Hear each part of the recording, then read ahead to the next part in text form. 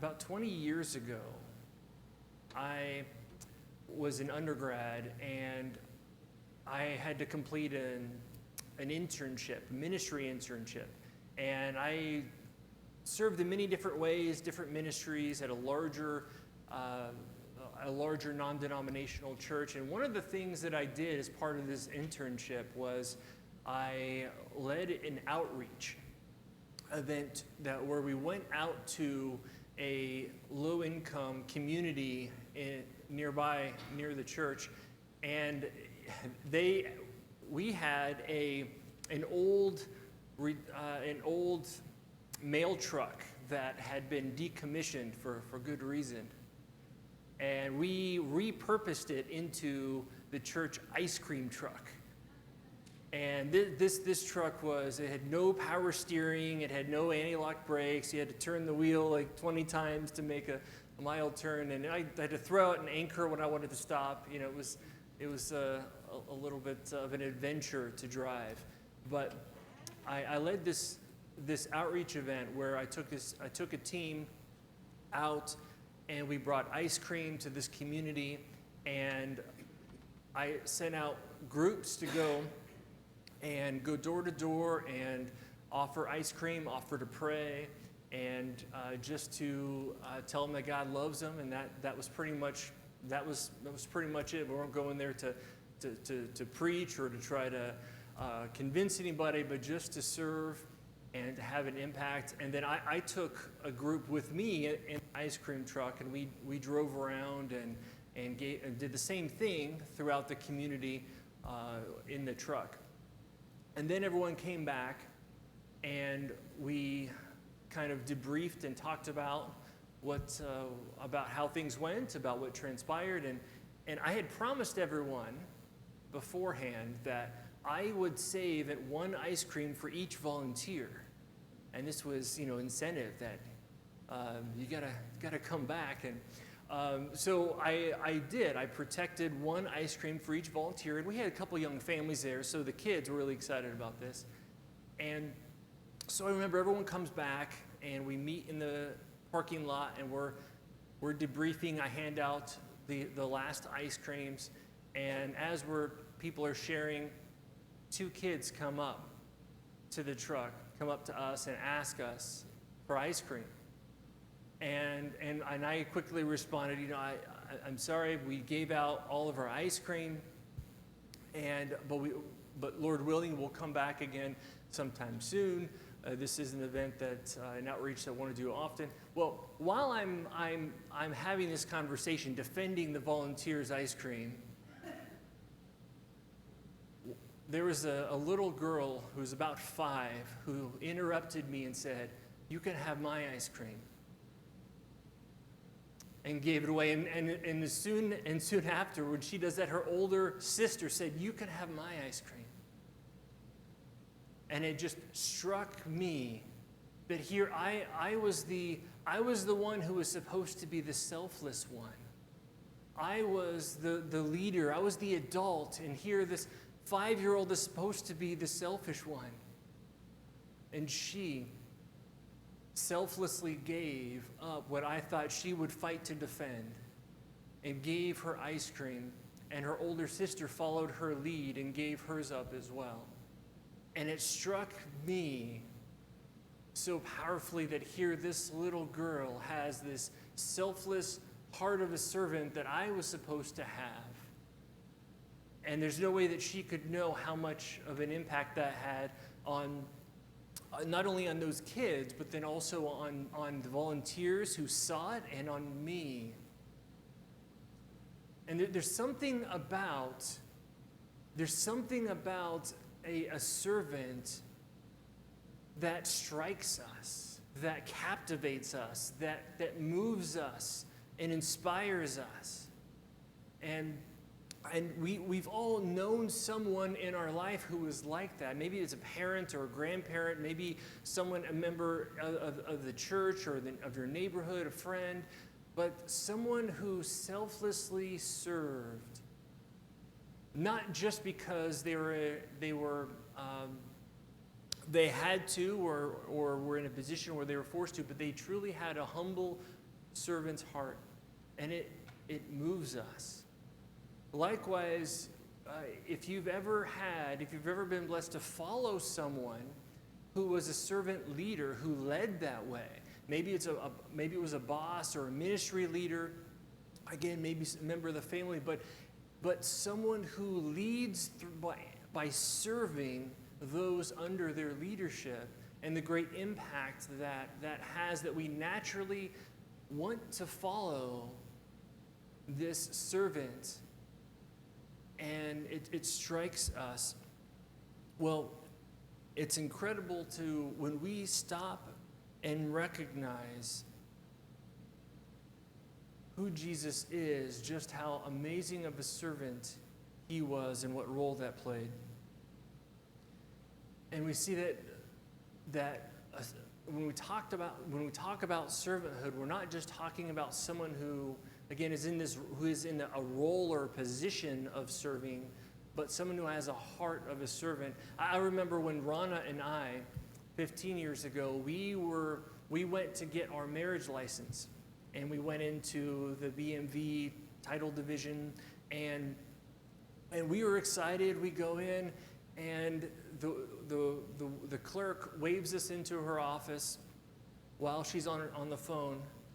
Not just on the phone, but on her cell phone. And not just on her cell phone, but on a personal conversation that she doesn't stop. So the whole time we're talking to her, she is on the phone, has her lunch and her hair straightener there on the desk. And we're just like, sorry, we're interrupting what you're doing. But she was in the role of being a public servant.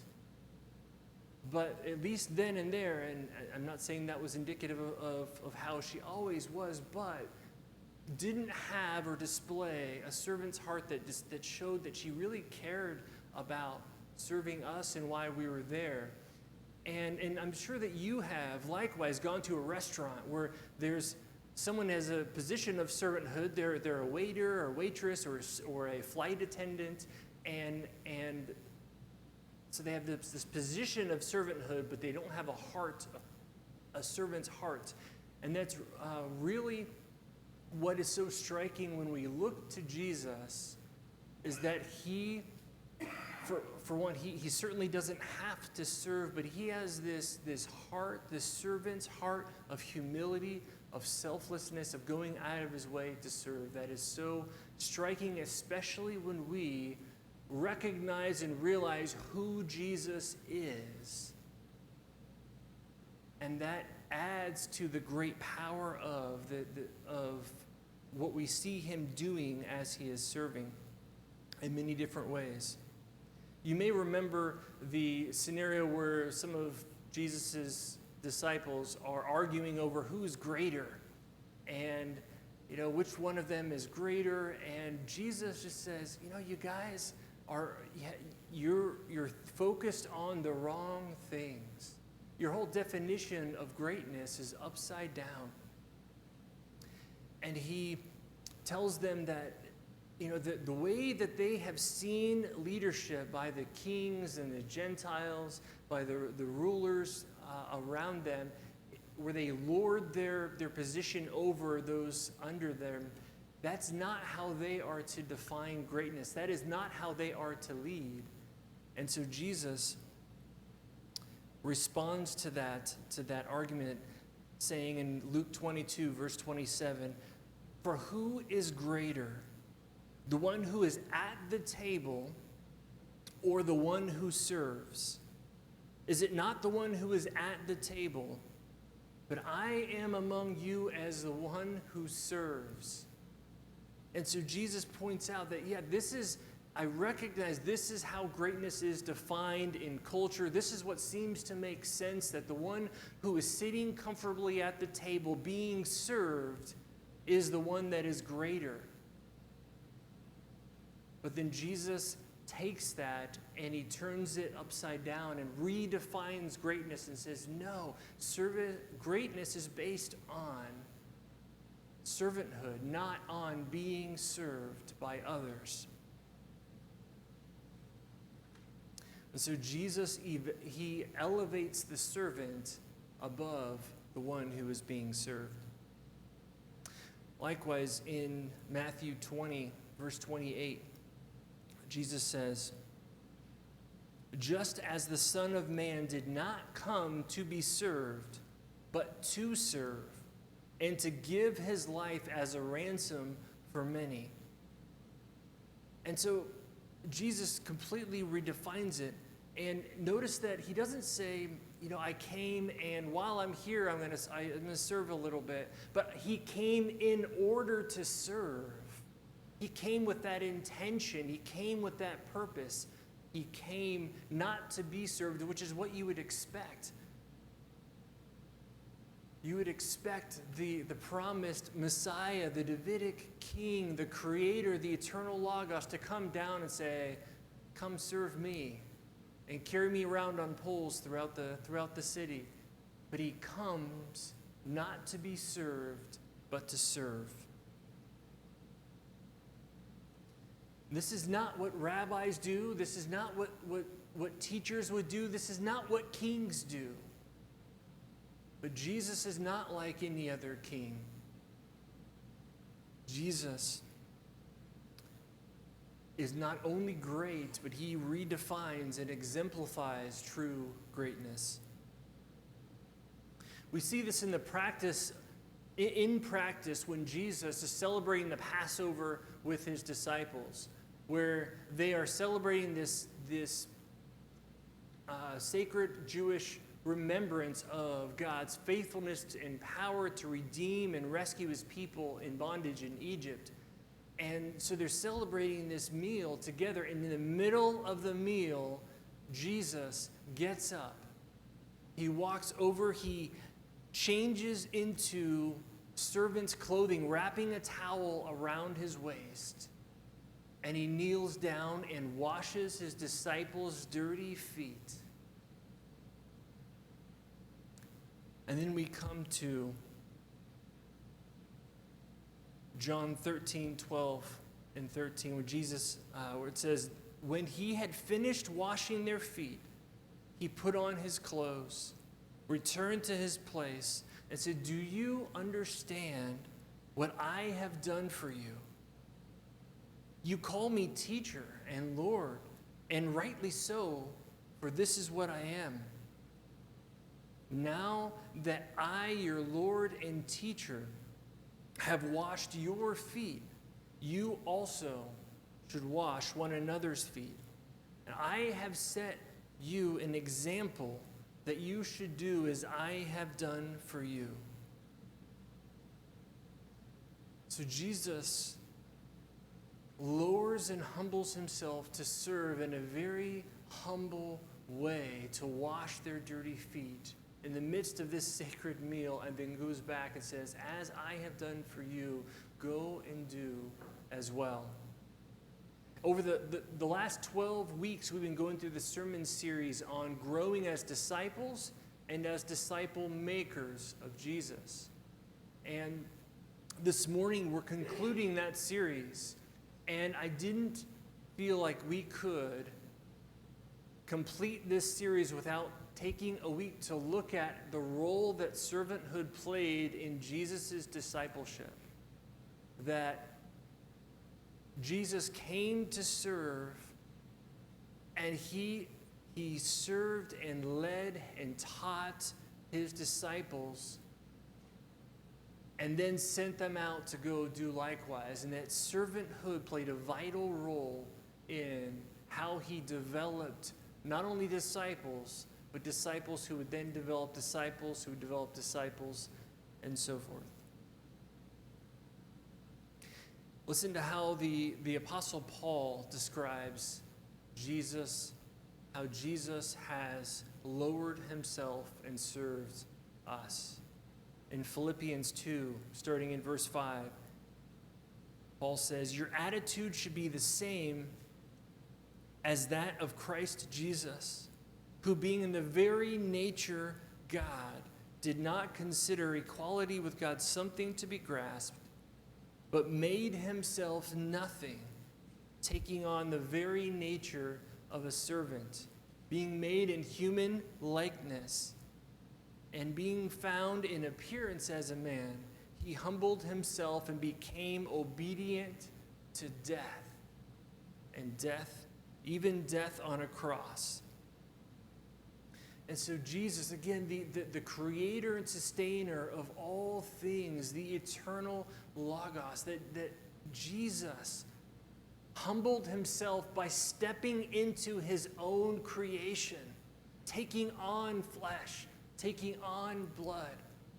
And to stop and recognize that he, in doing so, he took on hunger and thirst, pain and suffering, temptation, rejection. He was mocked and abused by the very people that he came to serve and to love and to rescue. And the great love, the great extent that the creator of all the universe went to just for us, that he stepped down into his creation to serve and save.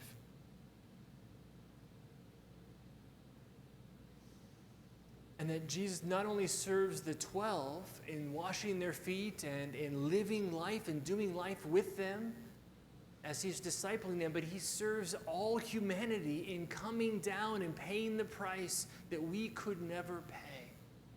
And enduring all that he did just because he loved us that much. That he served the 12, but he has served all of us. But it doesn't even stop there, because not only does Jesus come and serve, but he then sends his disciples out to go and do as I have done for you. So he serves and he develops servants and sends them out and commissions them to do likewise. So servanthood plays a vital role in Jesus' discipleship, first because he served those who he was discipling, but then second, that he sent out servants into the world to go and share the good news and be conduits of his truth and his love, and to reflect his character and his nature, to be part of what he is doing, part of his mission, to play an active role. Have you ever wondered why Jesus sent out the 12 to go, 2 by 2, and preach and to heal? Why did he send them out while he is there? Couldn't he have done it better than them? Certainly he's a better speaker. He knows the truth. He knows the message. I'm sure when they went out, they're probably worried about, am I going to convey this correctly? What if I don't remember? What if I don't communicate clearly? What if I'm asked a question and I have no idea how to respond? But Jesus sends them out not because they can do it better than he can, not because he can't do it without them. He sends them out, and then likewise after them sends out the 72, the same mission, to go out and preach and then come back. Jesus sends them out not because he needs them, not because they're going to do it better or quicker than him. He sends them out because we grow as we serve. We grow as we serve, and this played a vital role in his discipling them. That when we say, God, these hands, use them for your work. They're flawed. They're not that skilled, but use them for your work. Use my resources. Use my feet. Use me to go where you would have me go. And when we actually begin to hear God's voice going through us and to see his mission being accomplished through little me, it challenges us, it stretches us, it grows us. And he has called us and gifted us and commissioned us and sent us out, not because we are so great and you know what, he could never do it without us. He has commissioned us because it grows us to be who he has designed us to be. It grows us as disciples, as followers, and it grows us as disciple makers as well. as we're stretched and challenged and we find ourselves pushed beyond our comfort, but say, God, I am willing to serve. Only you be glorified, not me, but I want you to be glorified. So do your big work through these little hands. And to see that and experience that, it grows us as disciples and disciple makers. And that, I believe, plays a vital role in the reason that Jesus sends out.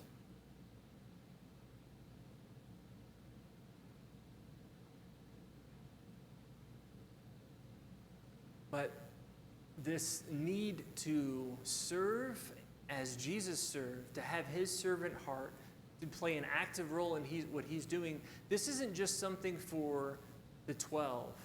This isn't just something for the 72 or for the early church as they're expanding and growing. This is for us today, here and now. That still today we are called and commissioned to go out and serve, to play an active role in what Jesus wants to accomplish, to make disciples of all nations, baptizing them in the name of the Father, Son, and the Holy Spirit, teaching them to obey all that I have commanded you. And I will go with you wherever you go. Still today, this remains essential for the church, for each one of us. The Apostle Peter writes in 1 Peter chapter 4, starting in verse 9, offer hospitality to one another without grumbling. Each one should use whatever gift he has received to serve others, faithfully administering God's grace in its various forms. If anyone speaks, he should do it as one speaking the very words of God. If anyone serves, he should do it with the strength God provides, so that in all things God may be praised through Jesus Christ. To him be the glory and power forever and ever. Amen. And so Peter says, we've all been given gifts. We've all been entrusted with things for the purpose of serving, for the purpose of using them for his kingdom, not burying them in the sand. Sometimes we see someone else serving and say, you know what, they're really good at what they do. I can't do that. I can't play the piano or carry a note. I can't speak publicly, or I'm no good with kids. And we see someone else serving in a way and think, okay, you know what, they've got this. Good thing we have that person serving in that role. But God has given us all gifts and talents and experiences and interests and hobbies and backgrounds for the purpose of serving him and his mission. That we've been gifted to serve one another.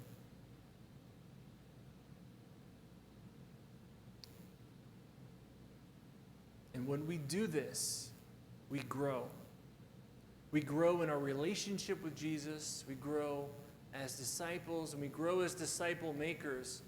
And you may feel like, I don't know what I have to offer, what I have to give that would be of value. But God has called each of us to serve in some way, to play an active role. And maybe this morning you're here and whether in person or watching online, and maybe say, you know what, but this isn't, I'm just checking this church out. Maybe I'm not sure what I believe, or this isn't my home church. I'm just a visitor. If this isn't your home church, I'm just excited that you are here, that you are checking us out. We are thankful that you're here. And you're more than welcome to continue to come and to continue to just ask, is this a place where I can connect and where I can be involved, and is this what I believe? We're thankful you're here.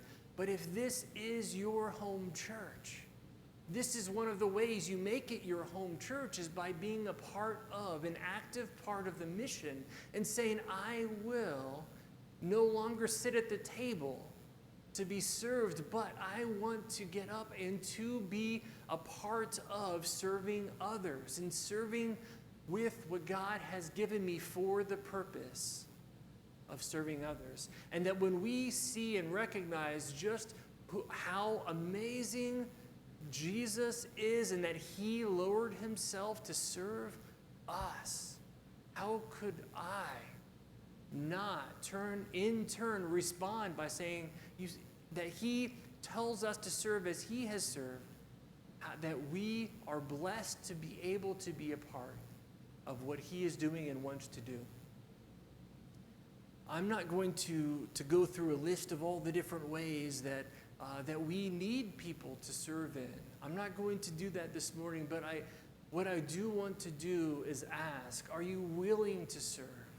Are you willing to serve? And not just play in the role of a servant, but have the heart of a servant. Sometimes that means saying, you know what, I don't know about this particular area, but there's a great need there. Am I willing to be stretched?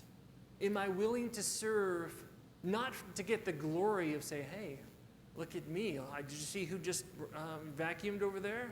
Did you see who just did that offering, prayer? But to serve, to just play a part in giving him the glory. There are so many ways that people are serving that you don't know anything about.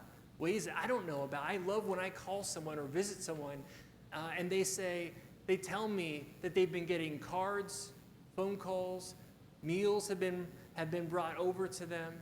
I love hearing that to serve, not every role in serving in the body of Christ is on the stage. In fact, most of it is behind the scenes. I think a lot of times we take for granted that we come in and every Sunday it's been vacuumed, the trash has been emptied, and we think there are fairies that come in, or the Holy Spirit is our cleaning crew. No, there are multiple people who volunteer there. And it's something we could take for granted and forget about. But do you think that the people who volunteer to do that say, you know what, I am really good at taking that trash out. That is a skill that I had. You should see me do it.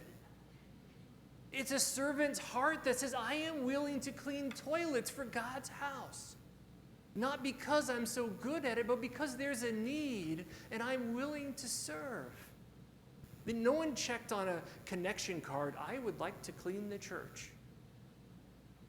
But there are people that do things like that to serve. This morning, I'm not going through all the lists.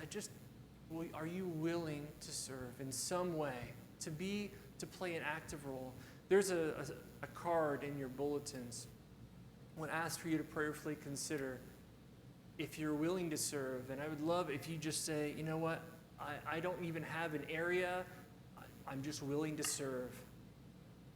But if there is a particular area, by all means, you can indicate that. One of the reasons for that is there are ways that we need to have, there are areas we need to have people serve in that aren't even on my radar. But because God has put something on your heart, it comes up and God takes that and runs with it. That's why we have a clothing ministry. From God inspiring someone to say, you know what, this is something I'm passionate about, that I see a need in, and I would like to serve in it.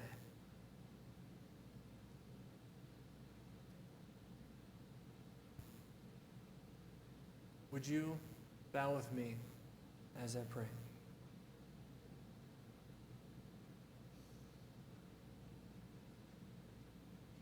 This morning, if you, with everyone's eyes closed, including mine,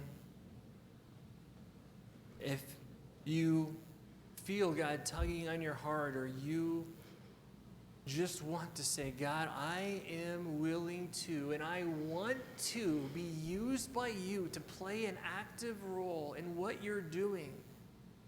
Use me. Would you, and again, I'm not going to open my eyes. This is not for me. This is between you and God. Would you put your hands out with your palms up and just say, God, would you use me?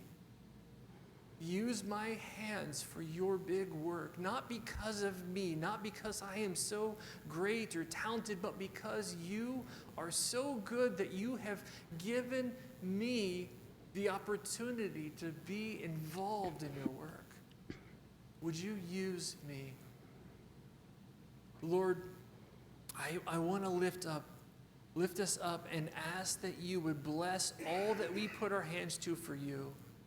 And with those who, Lord, are saying they want to emulate your servant heart and obey in faithfulness to your call to serve as you have served us, would you inspire and encourage and direct and guide how they can best and most effectively serve your kingdom?